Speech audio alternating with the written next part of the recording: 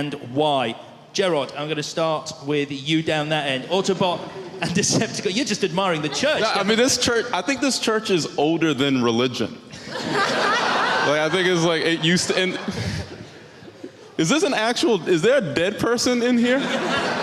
Are we just like plugging a film in front of a dead saint? They're knights buried. Oh, okay. Oh, okay. I think that I would be an Autobot, but I have the soul of a Decepticon. At least that's what it says on my Tinder profile. I don't know. Isabella, how about yourself? Autobot and Decepticon. I can't go after you that. can follow that. You can't. How do I follow that? I think I look like a Megatron. Yeah. Yeah? Yeah. No, I probably would be like a Decepticon who transforms into like a buggy.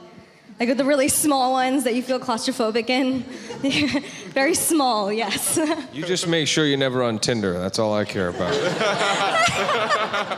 Oh my God, wait, we have to go back to that though. Mark Wahlberg and when he thinks I'm talking to boys, we have to go back to that. What? He gets very defensive. I brought a friend to set from my hometown, and he's just a guy friend. You know, we're allowed to have guy friends. But he comes back to my trailer, and he looks really scared. And I'm like, why do you look scared? And he's like, Mark Wahlberg doesn't like me at all. I'm like, why? And he's like, I walked out of your trailer, I waved to him, and he gave me this death look. And I think it's because I was walking out of your trailer. And I'm like, yeah, that sounds like Mark. He didn't like me talking to boys. Well, he's lucky he didn't get this 10.5 Timberland in his behind. That's next. Okay, after you're 18, we'll have some discussions about maybe holding hands. Josh, over to you. Autobot, Decepticon, and indeed why? Autobot or Decepticon, you know, the Decepticons are obviously a lot more fun, a lot more destructive. They die quicker. No, I don't know. I have a. It's such a difficult question because, you know, I don't want to be defined by either. I mean, obviously, I'm going to say that I want to be an Autobot, but I probably behave like a Decepticon on Tinder. Girls, I don't have a Tinder account. I'm just girls kidding. like Decepticons, man. I'm telling you. No, but the truth is, I have a 69 Camaro, yellow with the black pinstripes, that my son thinks is Bumblebee. He actually thinks is Bumblebee. He's waiting for it to transform. So, for that, I guess I have an affinity for the Autobots. I think you have to after that. That's incredible. Are you gonna tell him one day, or are you just gonna keep going? I mean, No, I'll let him keep believing it. Yep. It's not like when he's like 20 and he's still. It's like Santa Claus, you know. He'll figure it out when he figures it out. Yeah, good. Laura, Autobot, Decepticon.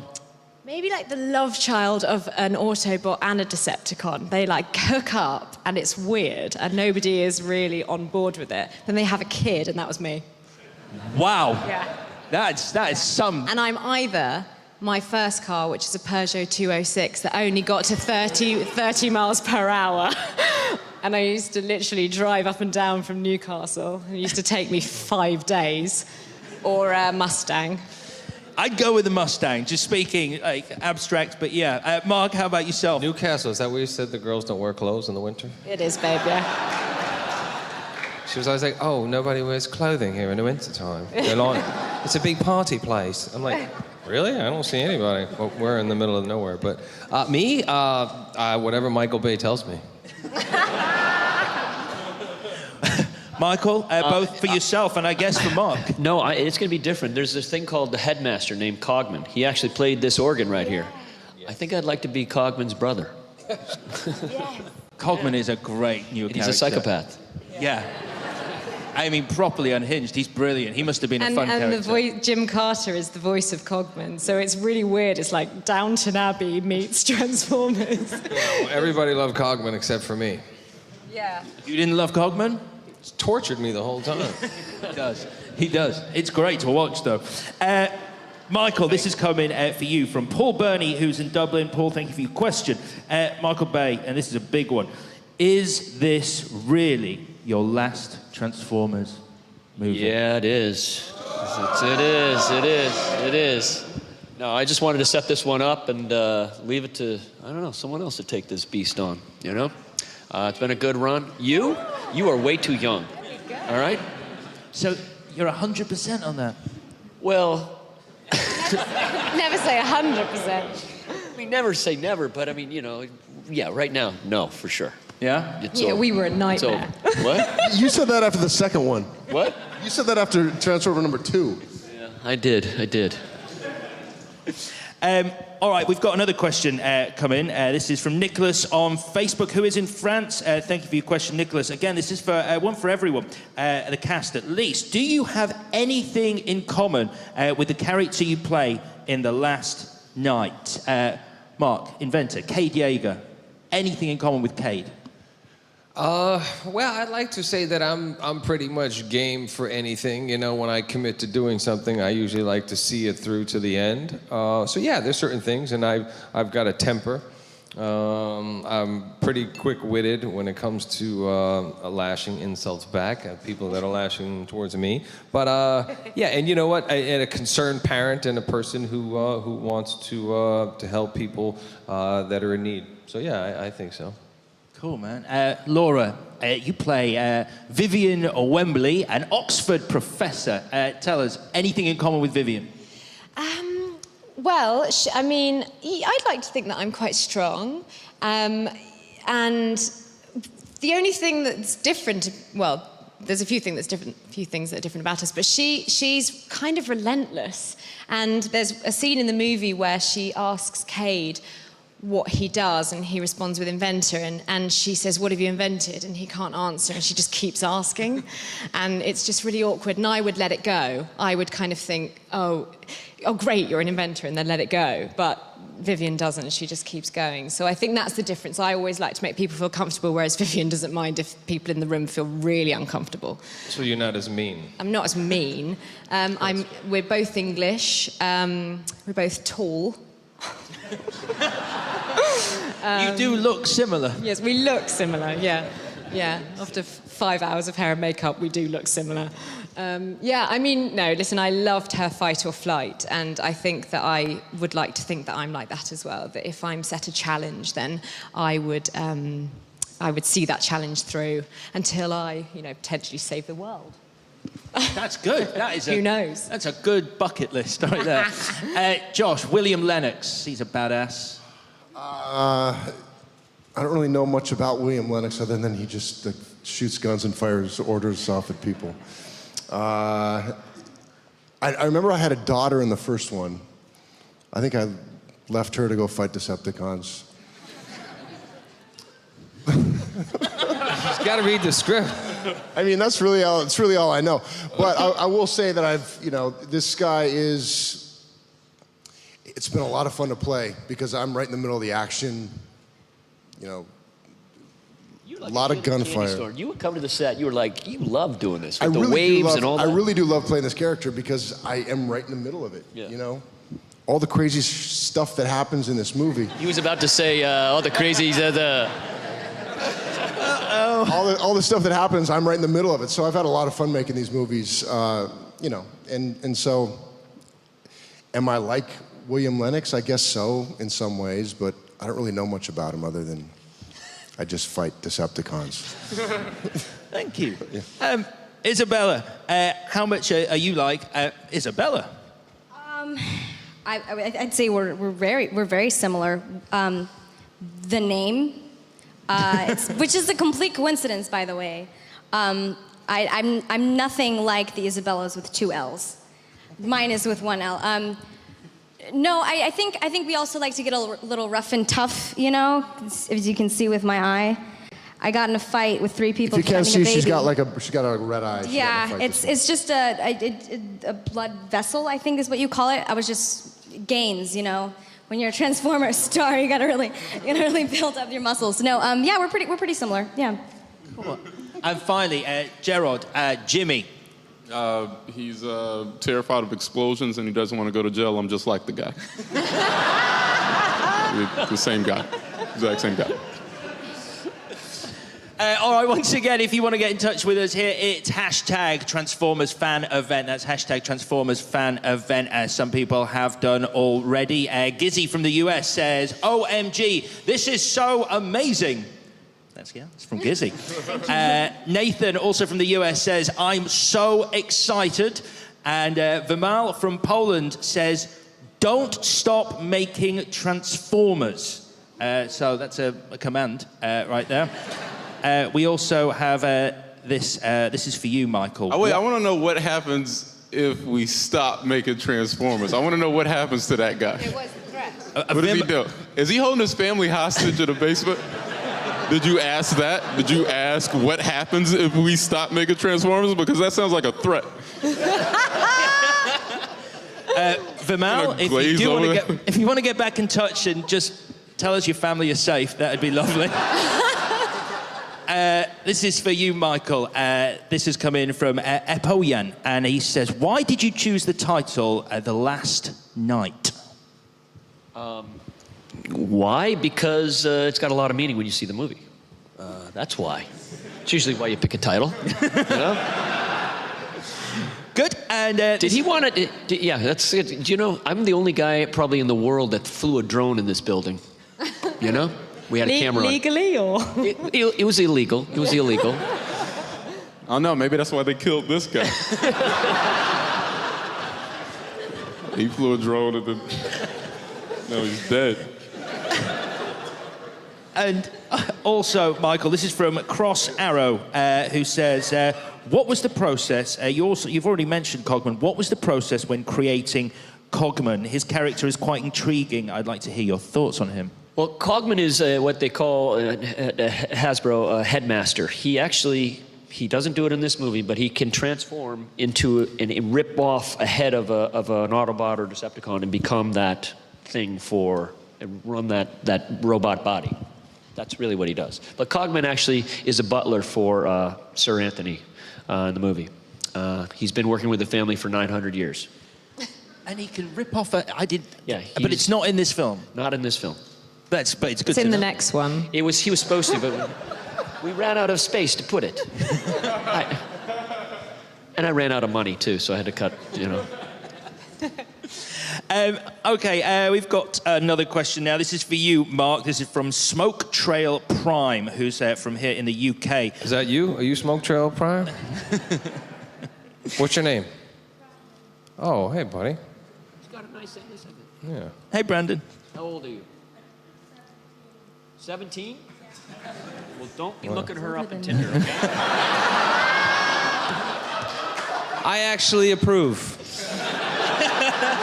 I approve. I select the dates and the boys, and I do the filtering, okay, in the process, and, you know, background checks, all that. You've been approved. Yeah. You thought you were just coming to a Q&A. Things have escalated fast. Meet me after the live stream, perhaps?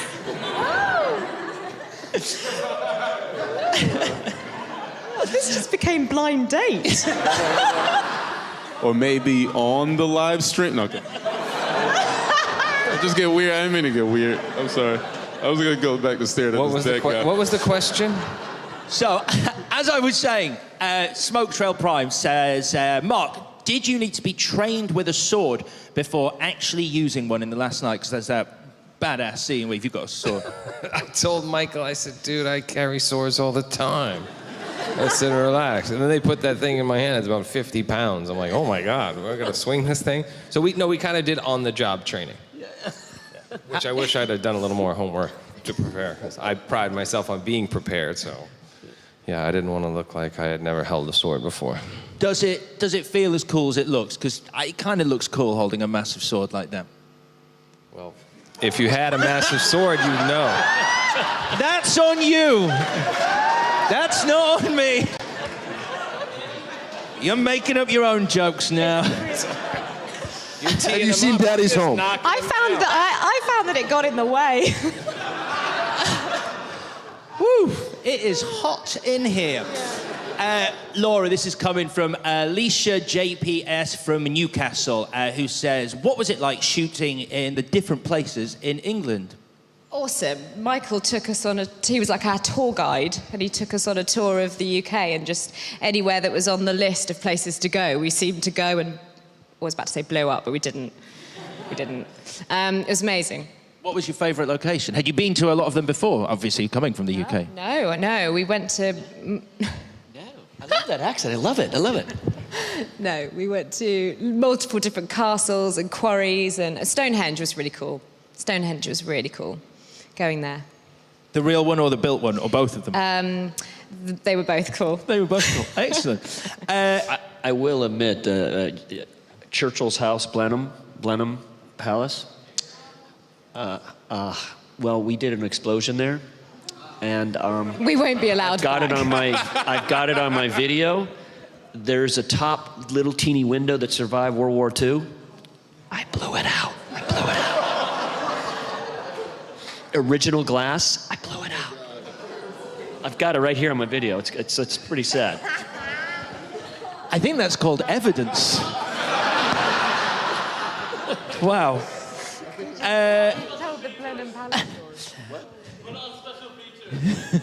Put it on the special features. You're going to be visited by the special branch. There's a lot of Easter eggs. It's a basket in this movie.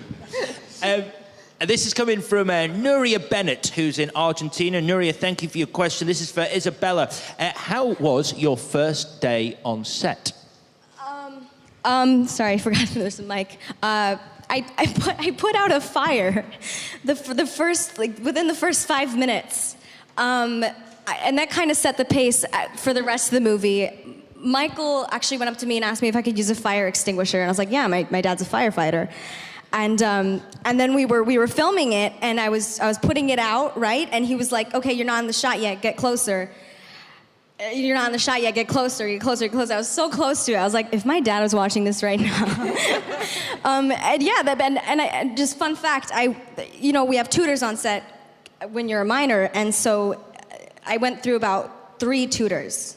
No. The third one stayed, but the first 2, I don't know where they are right now.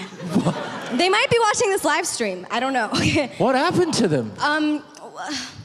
Okay, well, we were in Arizona. It was like 115 degrees. And then you had the cars in the junkyard that the sun was reflecting off the mirrors and the shields, and she went to the hospital because of just heat exhaustion. It's not funny. I don't know why you're laughing. So she went to the hospital for heat exhaustion, and then the next one, I don't know. I saw him for like a few days, and he never came back. But the third one, she stayed. She's great. She's a really cute dog. So what are you implying? It's not all glamorous in Hollywood. I thought maybe Michael had them. Oh, she's not short on words, right? Yeah. Next question, and this is for you, Michael, from Alfonso Nation, who is from the USA, who says, filming with IMAX cameras is new to the world of cinema. What were the main challenges of building the 3D cameras you used in The Last Night? Well, it's the first movie that we really use real IMAX size sensors. First 3D IMAX movie where we're 2 real cameras, not like the little cheapo thing I did on the last one. So the 3D is way better on this. It's a big beast too. I was going to say the word ass. I'm sorry. It's a big beast to move around. It weighs about 160 pounds. We had 3 units, you really should see this in IMAX. The 3D is great. I saw it in IMAX last night. It looks incredible. And you guys, you're going to be seeing it later. So, yeah. Are you paying? Is it for free? That's a lot of money. The movie was expensive, okay? There'll be a donation box at the end, okay? We've got another question for you, Josh. This comes from Brogan Francis 95, who's from here in the UK. I saw you and the Cars filming the car chase on Grey Street. Did you enjoy your time filming in Newcastle? In Newcastle, I remember that well. Yeah, I was only there for about a day, and I think I just had some stuff where I was sort of running out and chasing them, but it was a chance for me to, go to the place where Earl Grey is from. I mean, that's where Earl Grey tea is from. I found that fascinating. Yeah. So, no, Newcastle was amazing. I brought my little guy up there. I remember really well, there was a kid that was from Newcastle that showed up in a homemade Optimus Prime costume, and it was unbelievable. Does anybody remember? Were you there for that? We cut the scene out. I want to break the news to you. We actually cut the scene out. Well, why am I talking about Newcastle? I don't know. I don't even think I was in it. I actually think I went up to Newcastle and didn't shoot anything. That happened a lot. But it was a beautiful city, and I got to see where Sir Earl Grey was from, so that was important. That's nice. That sort of balances out. You don't think about that when you think about a Transformers movie, visiting the home of Earl Grey tea. Is that really cut out of the movie? I made a 3-day trip to Newcastle and never made the movie? Yeah, that's correct. You know, the ball bounces. Am I in this movie? Yes, you're in this movie. You're in this movie. Gerard, this is coming from Gabriel Canavy in Sheffield, who says, Gerard, who is your favorite Transformer and why? Okay, 2 things. One, I'm still just Josh being so amazed at Earl Grey. It's just There's a giant statue of Earl Grey. But you just walking around Newcastle like, I can't believe I'm in the place where Earl Grey. And the other thing, did we ever find out about the dude's family? Or no, we're just gonna let that ride? All right. My favorite Transformer, not to sound cliche, I mean, Optimus Prime, it's really exciting, you know, watching how he evolves during the film, and you get chills watching him, you know, at the end is very exciting. So I would say Optimus. Good answer. Solid answer. Optimus Prime. Yeah. Mark, this is coming for you from Alice, who's on Facebook and is from Brazil. Did you get to drive any of the cars while filming Transformers? Yes, but you gotta understand, like, Michael is like a bodyguard for all the expensive cars. You can't even get close to it. You can't touch it. They're in hair and makeup for longer than I am. Yeah. So if you're like, that's a long time. But I spent a lot of time driving B, and he'd never let me in the Bugattis or the Lambos. Wasn't happening. He's a good driver, though. We call him Wheelman. Wait, I have a question. What My happened? truck was actually the best. It was not a Transformer. Sorry to cut you off, Izzy. I'll let you go on for a second. But the truck was the coolest thing. Cade's new truck is loaded up with firepower. It's not a Transformer, but it's pretty cool. That was one of the few times that I was like, you know what? I'd actually buy this and drive this around Beverly Hills until the cops would like pull me over and. You know. What happens to the cars after you use My house. Yeah, there's They're one at in my your house. hallway. I got 2 bumblebees and I got barricade.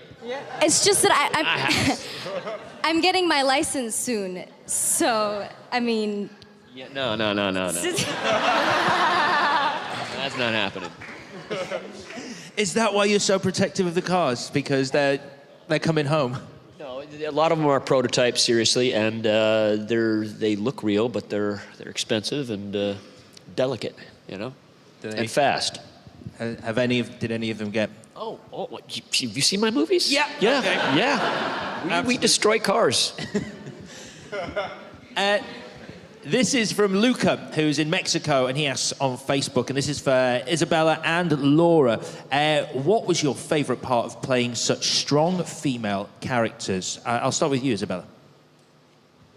Okay. I mean, I gotta say, when it comes to strong female character, I think that I like that any strong male character would do the same.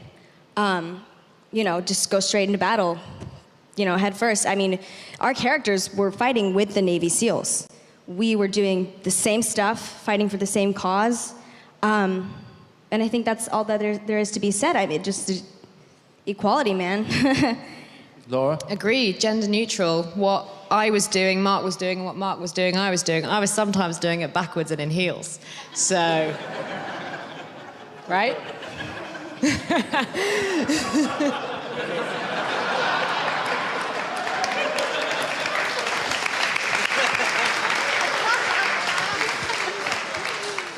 It's cool. cool. It was really cool when I read the script and I was reading this woman who's powerful and strong and independent and very happy being single. And it was great as the script went on. She has, I said earlier, great fight or flight, and she and Cade work together throughout the film, and they need each other, and they both fight as hard as each other, and that was exciting to me, actually.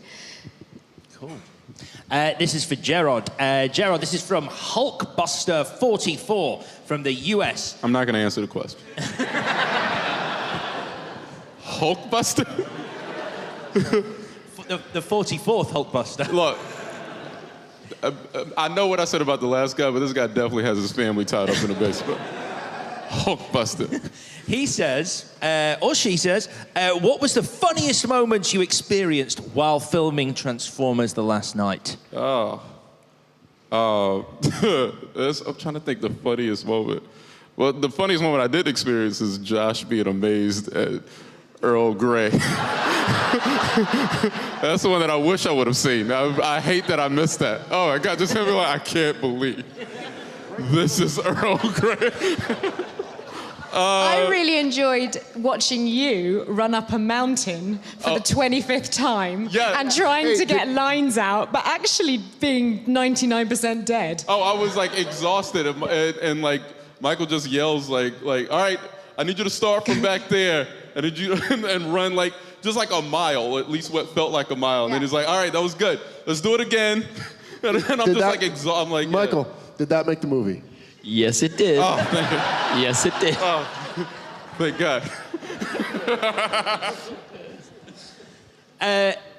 Josh, this is for you from Lynn, who's got in touch on Facebook, and she's from Canada. Being in 4 of the 5 films, Josh, how has your character changed?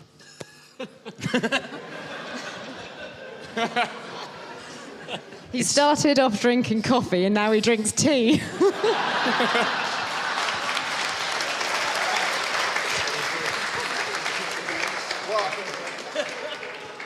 Typically in a movie like this, when you've done the whole franchise, the character develops as you go. I had a baby in the first one. A baby that I was missing, that I was away from at war. And we never talked about her again. 5 movies later, we have no idea what happened to my baby. What if I'm the Maybe baby? it's my baby. What if... You're supposed to create your own backstory. You're supposed to have this long, elaborate story of how the baby is I got a whole backstory. It just, Sure. it got cut from the movie.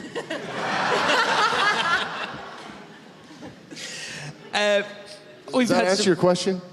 Yeah, it does. I mean, yeah. Where do you think the baby is? Do I sound bitter? No. A little. Not at all. This is coming.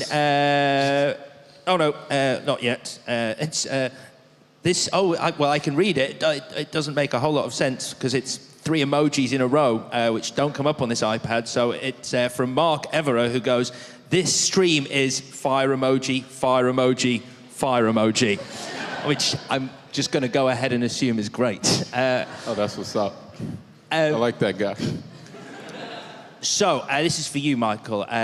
We have to finish the Q&A talking about the newest star in the movie, which is, of course, Freya.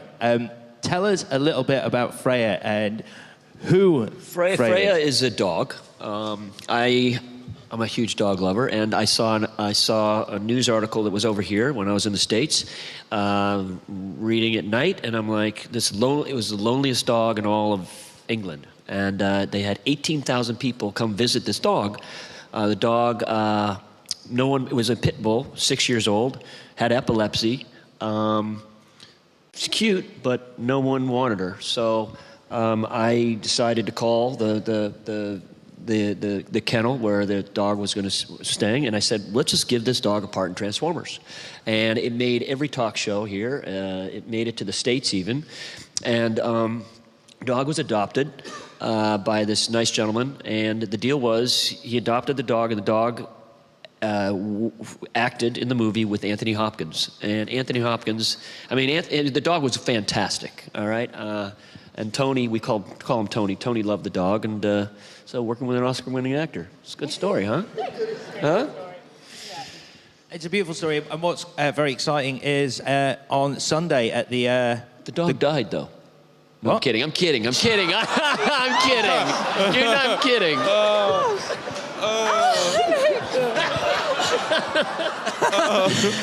Oh, because I was about to say the dog's walking the red carpet at the premiere on Sunday. It's really exciting. Yeah, that was going to be a big But Mike, surprise for you, but you out-surprised me.